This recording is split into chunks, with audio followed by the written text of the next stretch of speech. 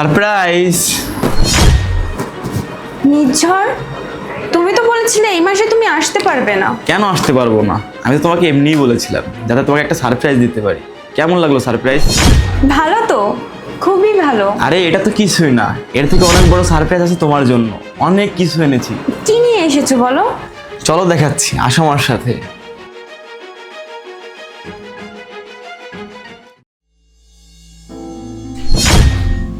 এই এতগুলো গিফট আমার জন্য? হ্যাঁ তোমার জন্যই। দুবাই আমি কেন গিয়েছিলাম?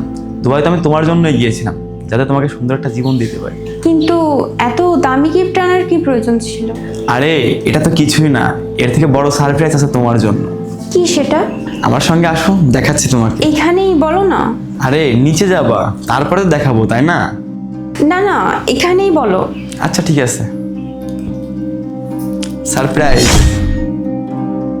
কি এটা? তোমার ফেভারিট গাড়ি। কি গাড়ি? তাও আমার জন্য? হ্যাঁ বলেছিলাম না তোমার জন্মদিনের আগেই তোমার প্রিয় গাড়ি তোমাকে গিফট করবো। সামনের মাসে তো তোমার জন্মদিন, তাই ভাবলাম 1 মাস আগেই দিয়ে দিই। এখন থেকে কোথাও যেতে হলে এটা করেই যাবা। নির্ঝর, তুমি নিজের জন্য কিছুই নাওনি? আমার আমার আবার কি লাগবে? আমার তো শুধু তোমার খুশি লাগবে। আমি তো শুধু তোমাকে খুশি দেখতে চাই, আর কিছু না।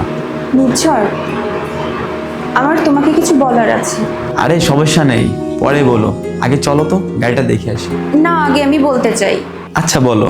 নির্ঝর, আমি তোমাকে ধোকা দিচ্ছি। ধোকা বলে? কিরকম ধোকা?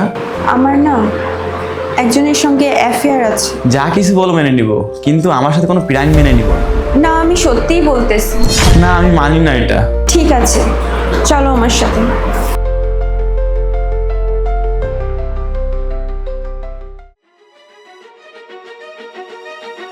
আকাশ তুই? নির্ঝর, আই এম সরি।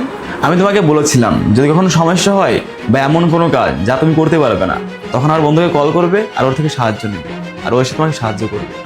এরকম সাহায্য নিচ্ছ তুমি এর থেকে, এর সাথে সম্পর্ক করে? আমার অনেক বড় ভুল হয়ে গেছে নির্ঝর। তুমি আমার জন্য এত কিছু করেছো, আমার জন্য দুবাই গিয়ে কাজ করেছো, আর আমি কি না তোমাকেই ধোকা দিচ্ছি?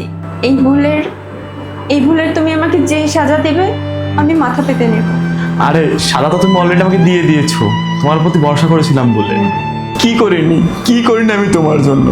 যা যা প্রমিস করেছি সব কিছু করেছি তোমার জন্য আমি, তারপরে কেন এমন করলে তুমি? আমি আমি বুঝতে পারিনি, জানি না কিভাবে কি হয়ে গেল। I am so sorry. Sorry ভাইয়া। না এটা আমি সহ্য করতে পারবো না, আমি তোমার সঙ্গে থাকতে পারবো। এই ঘরে যা কিছু আছে সমস্ত কিছু তুমি রেখে দাও। এরপর তুমি এর সঙ্গে থাকবা না কার সঙ্গে থাকবা এটা তোমার ইচ্ছা, কিন্তু আমি তোমার সঙ্গে থাকতে পারবো না। আমি এখনই চলে যাব, আর কোনোদিন তোর কাছে ফিরে আসবো না। নির্ঝর।